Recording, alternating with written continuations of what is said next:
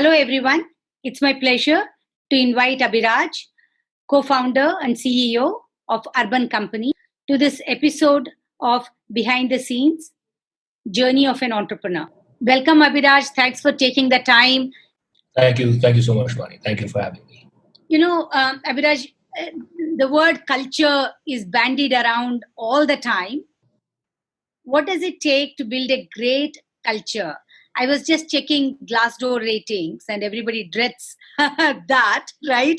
But you have phenomenal ratings. So you've done something right by everyone. What goes into building a great culture for you? I think the first is, a concept called ownership, which is a very core culture pillar for us.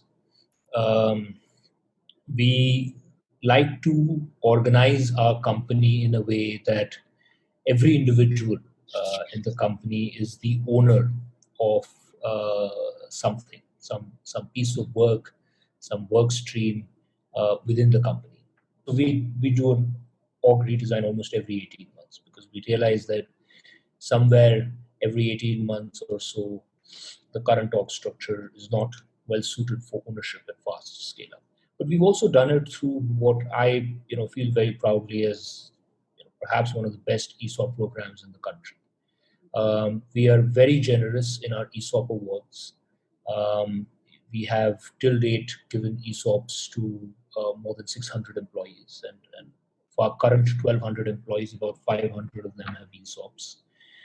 Have very, very fair ESOP policies. So some things like linear vesting, infinite hold period, accelerated vesting, and shares being awarded at face value. These are, in our opinion, very, very sort of employee-friendly ESOP terms. I think that's one. Second, I would say, Vani, a topic that is again fairly close to my heart is the concept of fairness.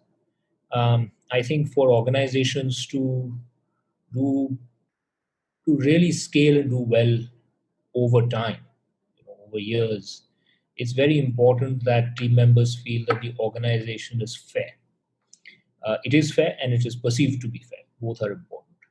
And fairness is, one thing that is very hard to scale, especially as a company, goes from being a startup to slightly mature.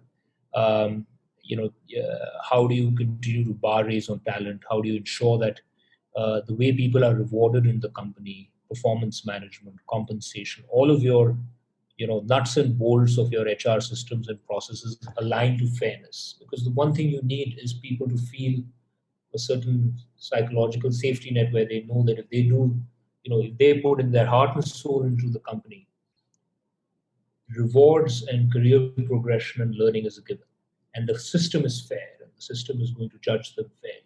But yeah, I think the larger point is culture has to be deliberate. Don't let culture happen to you. Otherwise, like weeds in a garden, it'll happen one way or the other. So you want it to be deliberate. You want it to be thought through as a founder and a leadership team. One thing I know that this conversation for sure will be fascinating because you have very original thoughts on many things, and I know that Urban Company has a great ESOP program that's unusual, and congratulations on visualizing that. But I do want to change topic to hiring. Do you have a framework? Do you have a hiring philosophy or set of principles that has worked for you?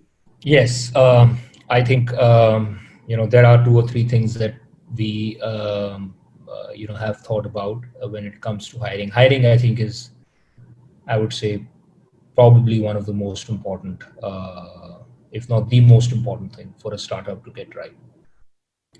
I think right off the bat, probably the most important thing is to continuously hire bar raisers.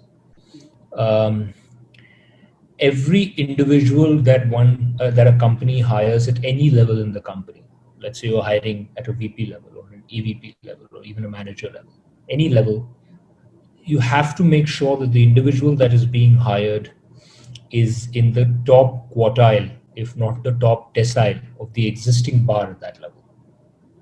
This will continuously up the bar in the company, the internal bar in the company, and it will become a beautiful virtuous cycle.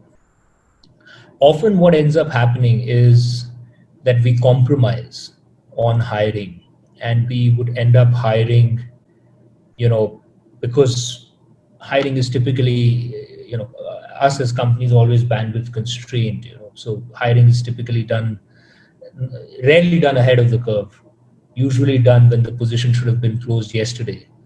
And sometimes, given the pressures of work, given the pressures of scaling, you can make the mistake of compromising on not hiring the bar raiser. And I think that's one of the worst mistakes that we've done, and I'm sure many other startups have done. What does it do? The only way to avoid that is to raise the bar and hire bar raisers. So I think that's one. Two, despite your best efforts, you'll have to turn the team, and you may have to turn it a couple of times, over your journey from zero to IPO. And that's because startups will scale very fast, and leaders may not necessarily scale as fast. The best leaders will realize this and will not let it be a point of ego. And if you've had an honest and transparent conversation with them throughout, they will not see this coming in as a surprise, and they will make way for a better leader to come, and they will learn from that better leader and grow. Only if they are not scaling and are no longer investing in their learning and their growth should you take the tough decision to part ways with them. As long as they're scaling and learning and they're growing, even if they're not keeping pace with the company, one as a founder must do everything possible to retain them, because that's the core fabric of the culture and the DNA of the company. You don't want to be mercenary with your leaders and your team. You want to be missionary with them. But at the same time, you have a fiduciary responsibility to keep growing the company. So if you don't take these hard calls and don't have these tough discussions, then it will basically slow your growth down. The compromise will come in growth. The other way to think about it is, where are you spending most amount of time? What's keeping you up at night, right? So, the functions and the areas of business that you're spending more time problem solving and that's keeping you up at night, it's not giving you the leverage, and therefore you probably need help there. So don't shy away from bringing those bar raisers and having these tough conversations. This is probably needed to be done, once, twice, sometimes. I wish there was a boot camp just for this. I know. Because I know this is one of the difficult things for almost every founder. And we should create such a boot camp. Maybe that's one of the future programs. Yeah. I think the only other third point I would say is that as a founder also, your role changes, and recognize how that role changes. So, you go from sort of being a builder to a designer, to sort of designing the system, to being an enabler. So I think at some point, like as you bring more scaled leaders, in another life you could have reported into some of them. You have to give them the space to build, to make mistakes. You have to get out of the way. How do you evolve yourself as a leader? Reading, writing, and talking. I mean, these three I would say at the highest level. So read a lot, and reading is a combination of sort of reading plus podcasts. So both of them together.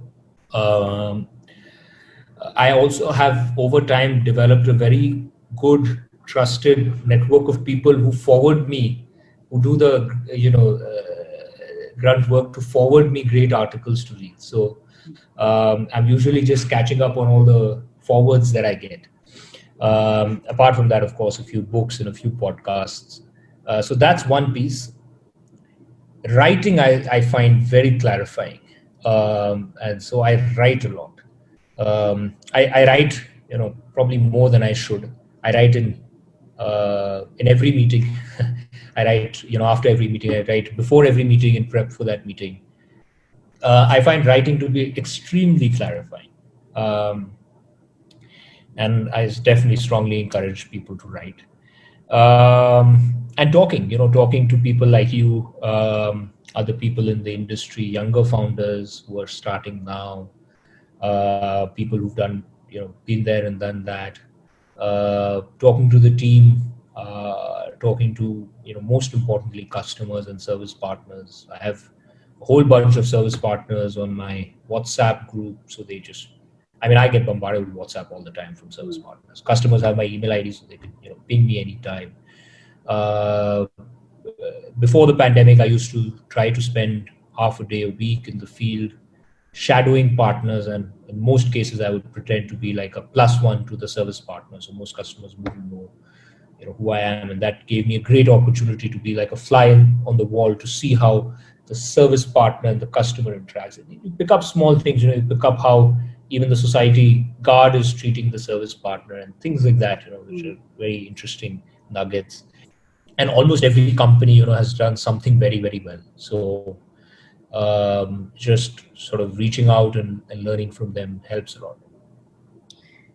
And what I think is fantastic about Urban Company is that not only have you scaled rapidly, which you have, but you've done that without really dropping the customer experience and keeping that same standard of customer experience. So what's your advice to companies on when to scale, how to scale, even go global, what to do, what not to do in that whole dilemma? Yes, I think in the long run, customer experience and growth are perfectly aligned. And unfortunately, in the short run, they are perfectly misaligned. So that's the difficult part, which is the short run versus the long run. I think what we have done is, one is, we have internally, genuinely, we live and breathe NPS as a metric.